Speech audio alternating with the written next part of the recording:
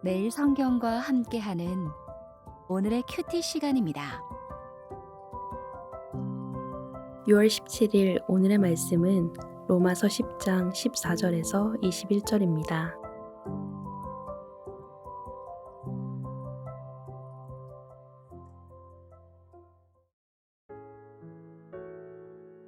그런즉 그들이 믿지 아니하는 이를 어찌 부르리요? 듣지도 못한 이를 어찌 믿으리요? 전파하는 자가 없이 어찌 들으리요? 보내심을 받지 아니하였으면 어찌 전파하리요? 기록된 바 아름답도다 좋은 소식을 전하는 자들의 발이여 함과 같으니라. 그러나 그들이 다 복음을 순종하지 아니하였도다. 이사야가 이르되 주여 우리가 전한 것을 누가 믿었나이까 하였으니 그러므로 믿음은 들음에서 나며 들음은 그리스도의 말씀으로 말미암았느니라. 그러나 내가 말하노니 그들이 듣지 아니하였느냐 그렇지 아니하니 그 소리가 온 땅에 퍼졌고 그 말씀이 땅끝까지 이르렀도다 하였느니라.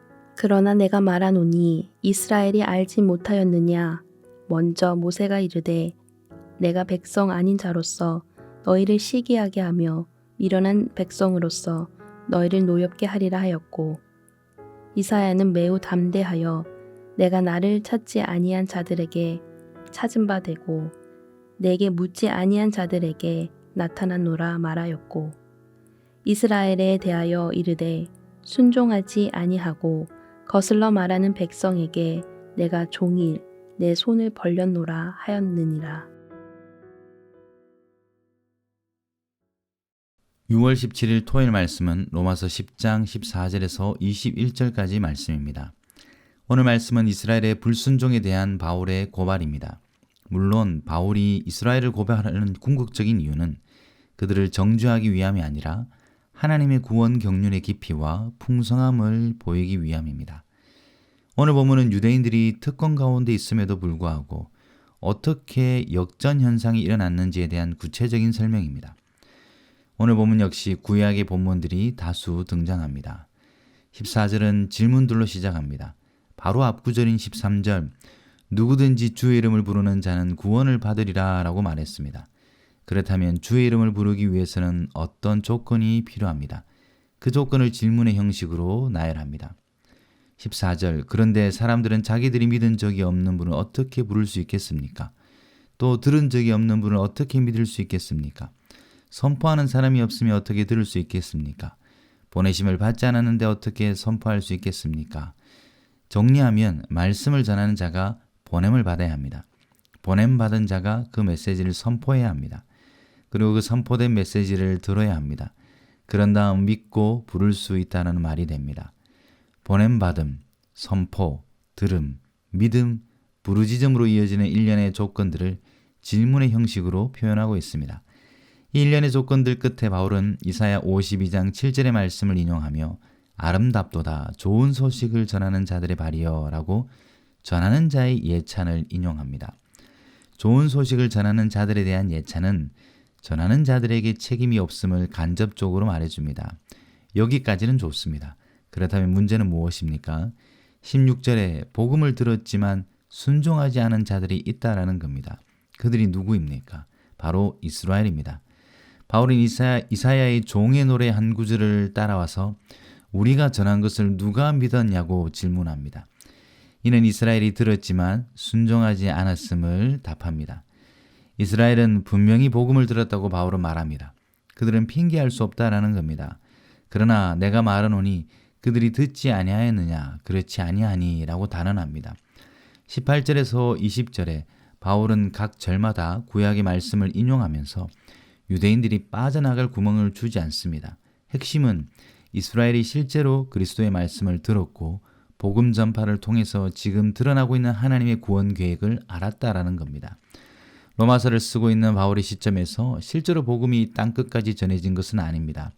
하지만 지중해 동쪽인 예루살렘에서 일루리곤까지 복음을 편만하게 전한 바울은 더 이상 전할 곳이 없어서 지중해 서쪽을 향해 갈 예정인 상황을 볼 때 많은 유대인들이 그리스도의 복음을 들을 수 있었을 겁니다.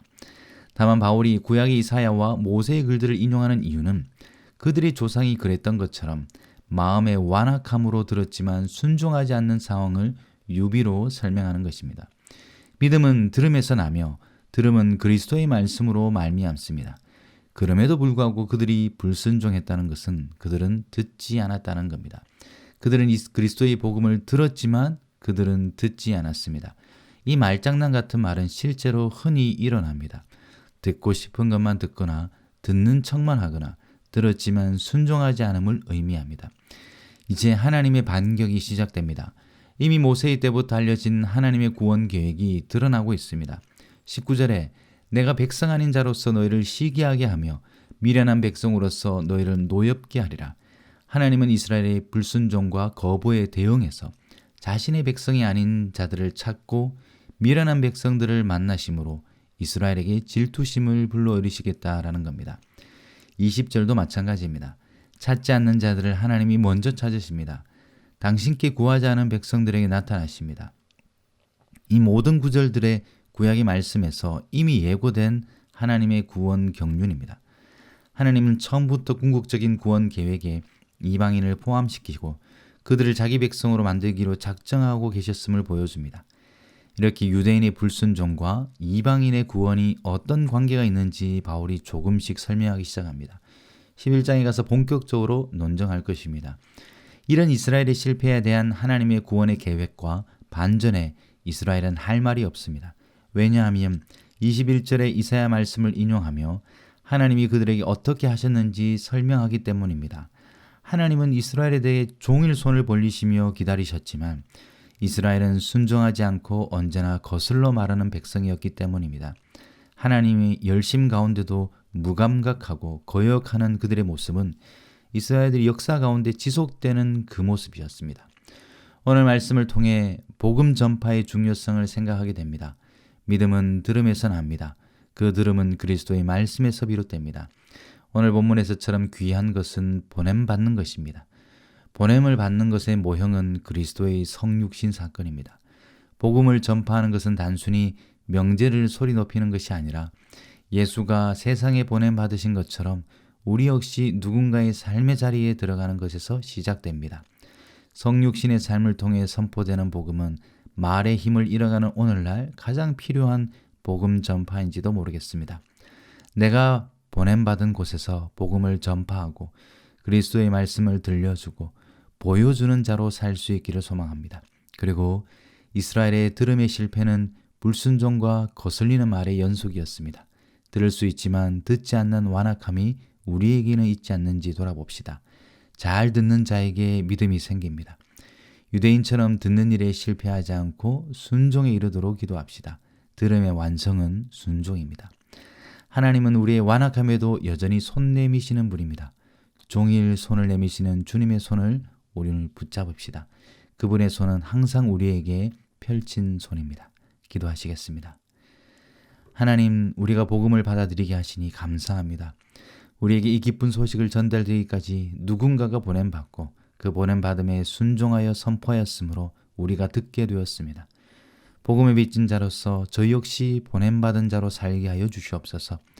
하늘에서 이 땅에 보냄받은 예수 그리스도가 그러셨던 것처럼 저희도 그 길을 가게 하여 주시옵소서. 완악함으로 듣지 못하는 자 되지 않기를 원합니다. 거역함으로 불순종하지 않도록 주님 은혜 베풀어 주시옵소서. 오늘도 우리를 향해 종일 손 내미시는 주의 손을 붙잡는 하루가 되길 원합니다. 예수 그리스도의 이름으로 기도드립니다. 아멘.